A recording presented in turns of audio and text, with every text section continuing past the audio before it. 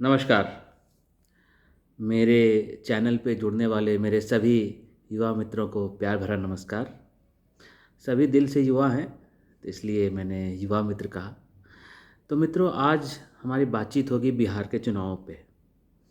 अभी चुनावी माहौल है, चुनावी बिसातें बीत चुकी हैं और जो 4 प्रमुख गठबंधन हैं अपने उम्मीदवारों की घोषणा भी कर दी है।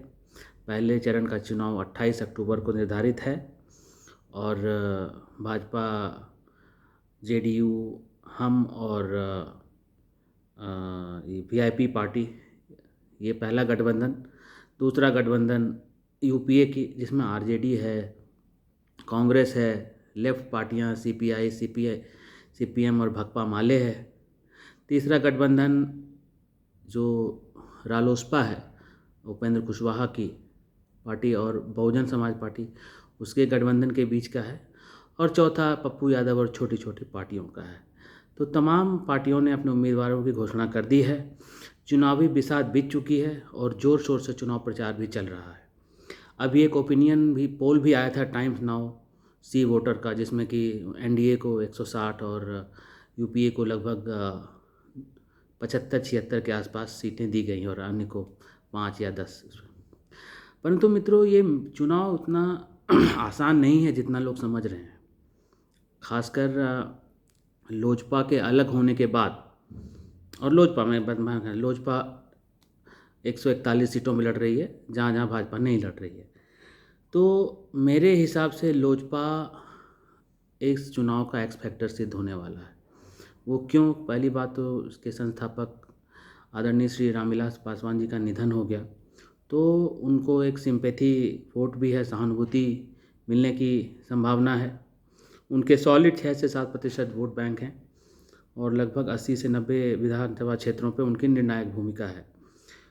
तो इस प्रकार हम ये कह सकते हैं कि लोजपा जो है वो एक एक्स फैक्टर सिद्ध होगा। और जबकि कुछ हज़ार, कुछ 100 वोटों से जो है चुनाव परिणाम निर्धारित होने वाला है, तो ये ओपिनियन पोल ठीक है, ओपिनियन पोल है, हमको अब चीज़ें बदलती हैं।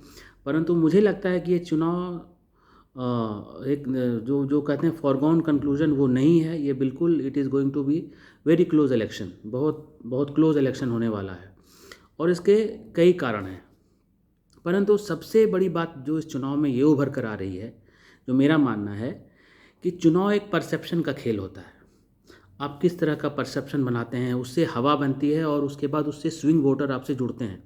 आपके जो कमिटेड वोटर, आपके जो वोट जो जो जो जो जो आम तौर पर आपको वोट दे दे आए हैं, इसके अलावा जो आप बाहर से कैचमेंट से वोट खींचते हैं, वो बहुत हद तक परसेप्शन पर डिपेंड करता है। तो ये परसेप्शन, लोगों में आम धारणा है कि भाजपा और लोजपा के बीच अंदर खाने कोई न कोई बातचीत है या किसी प्रकार का एक अघोषित गठबंधन है। क्योंकि आपने देखा होगा, कम से कम जो है 9 ऐसे ऐसे कम से कम जो मजबूत उम्मीदवार हैं, वो लोजपा के टिकट पर चुनाव लड़ रहे हैं। और ये परसेप्शन, इस बात में कहीं ना कहीं ये बात लगती है कि भाजपा पोस्ट पोल प्लानिंग भी कर रही है लोजपा के साथ जुड़ने की। ये कयास हो सकते हैं, बट पॉलिटिक्स में कुछ भी जो है रूल आउट नहीं कर सकते, कुछ भी हो सकता है। जब शिवसेना पोस्ट पोल अलायंस करके जीत के वो कांग्रेस और एनसीपी पे मिल सकते, तो कुछ भी हो सकता है। परंतु भाजपा का इस मामले में डीएनए थोड़ा सा डिफरेंट रहा है। सहयोगियों, पार्टी को ऐसे इसने डिच करने का इतिहास नहीं रहा है, बहुत कम। एक आध केस छोड़ दें अगर महबूबा मुफ्ती के साथ या कहीं एक दो सिनेरियो में, otherwise BJP has always stood by it's allies. तो एक परसेप्शन बन रहा है और इस परसेप्शन को बल दिया, जबकि 9 कैंडिडेट जो हैं मजबूत कैंडिडेट, वो लोजपा के टिकट पर लड़े। तो इस सिनेरियो में बीजेपी के लिए भी थोड़ा धर्म संकट सा हो गया कि भाई, आप चुनाव जेडीयू के साथ लड़ रहे हैं और आपका ही एक पार्टनर जो कि एनडीए को सपोर्ट करता है सेंट्रल लेवल पे, वो स्टेट लेवल पे आपकी ही एक सहयोगी पार्टी के खिलाफ लड़ रहा है। कहीं आपका इसमें जो है कोई टैसिट अंडरस्टैंडिंग तो नहीं है। तो पहले जिस दिन घोषणा हुई थी कि चलो इसको क्लियर करने के लिए 4-5 दिन पहले, जब एक संयुक्त प्रेस कॉन्फ्रेंस हुई और उसमें कहा कि नीतीश कुमार ही हमारे नेता हैं और जो उनके नेतृत्व को स्वीकारेगा वही एनडीए में रहेगा। ये सब ठीक है, ये सब बातें बीजेपी ने की, एक तरह से भरोसा देने का प्रयास किया कि एनडीए में नीतीश कुमार ही सर्वमान्य नेता हैं और बीजेपी उनके साथ मजबूती से खड़ी है। परंतु 9 कैंडिडेट ऐसे बीजेपी के जो टिकट जो सीटें जो जदयू के खाते में चली गई और वो एलजेपी में चले गए और उन पर टिकट पर चुनाव लड़ने की उन्होंने घोषणा कर दी। तो इस परसेप्शन को दूर करने के लिए कि नहीं, हम भाजपा एक अनुशासित पार्टी है और उम्मीद करती है अपने कार्यकर्ताओं और नेताओं से कि अनुशासन का पालन करें, गठबंधन धर्म का पालन करें। परंतु जब ऐसा नहीं हुआ तो भाजपा ने 9 नेताओं को पार्टी से 6 वर्षों के लिए निष्कासित किया, जिसमें सबसे जो मजबूत नाम जो राजेंद्र सिंह है, जो पिछली बार दिनारा से लड़े थे और लगभग 60-65 हज़ार वोट लाए थे और 2-2.5 हज़ार वोट से वो हारे थे। तो राजेंद्र सिंह हो गए। रामेश्वर चौरसिया नोखा से लड़े थे, भाजपा के प्रवक्ता भी एक समय पर रहे हैं और बड़े नेता माने जाते हैं, हालांकि पिछली बार बुरी तरह हार गए।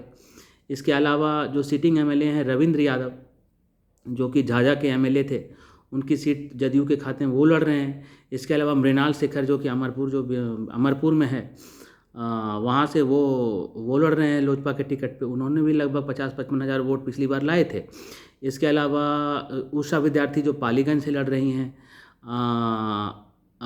इंदु कश्यप लड़ रही हैं जहानाबाद से।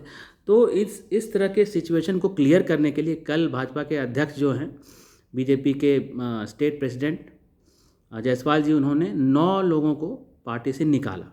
तो एक संदेश देने की कोशिश की है कि नहीं, पार्टी जो है अनुशासन के खिलाफ जाने वाले नेताओं को बर्दाश्त नहीं करेगी, जेडीयू के साथ मजबूती से खड़ी है। और ये संदेश देने की कोशिश की कि सब कुछ ठीक है, भाजपा कहीं नहीं जा रही है और इस गठबंधन को जो भी नुकसान पहुंचाएगा उसके खिलाफ कार्रवाई की जाएगी।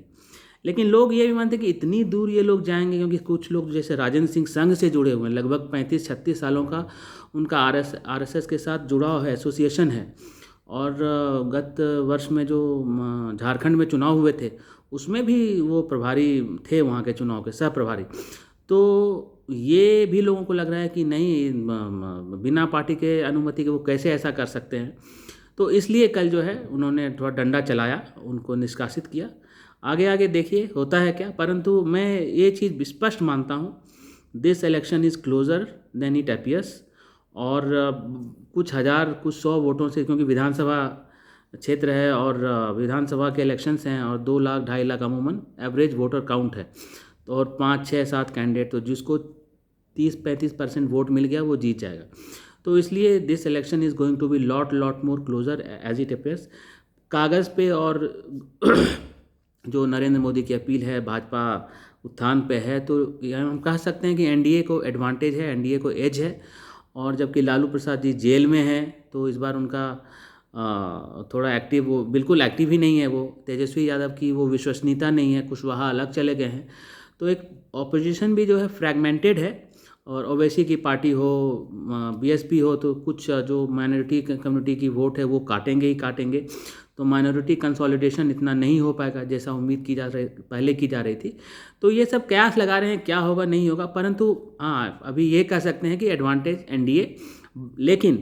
लेकिन अभी बहुत मामला क्लोज है और कुछ जहाँ कुछ और जब इतने सारे जो रेबल कैंडिडेट खड़े हो जाएंगे और जदयू के लिए परेशानी करें, तो निश्चित रूप से उनको भी लगता होगा कि आखिर मतलब भाजपा के मन में है क्या। तो इन सब को ध्यान में रखते हुए पार्टी ने एक निर्णय लिया है। आगे देखते हैं क्या होता है। दिलचस्प चुनाव है और एक तरफा चुनाव से तो अच्छा है, कम से कम जो है एक कंपटीशन हो, एक स्पर्धा हो और लगे कि ये चुनाव हो रहा है, वरना फिर वो बोरिंग सा हो जाता है। तो अब देखते हैं अब क्या क्या नई डेवलपमेंट्स आने वाले समय होते हैं। आपको अगर मेरे चैनल के कंटेंट्स अच्छे लग रहे हों तो कृपया अपना आशीर्वाद दें, इसे लाइक करें, शेयर करें, सब्सक्राइब करें। धन्यवाद।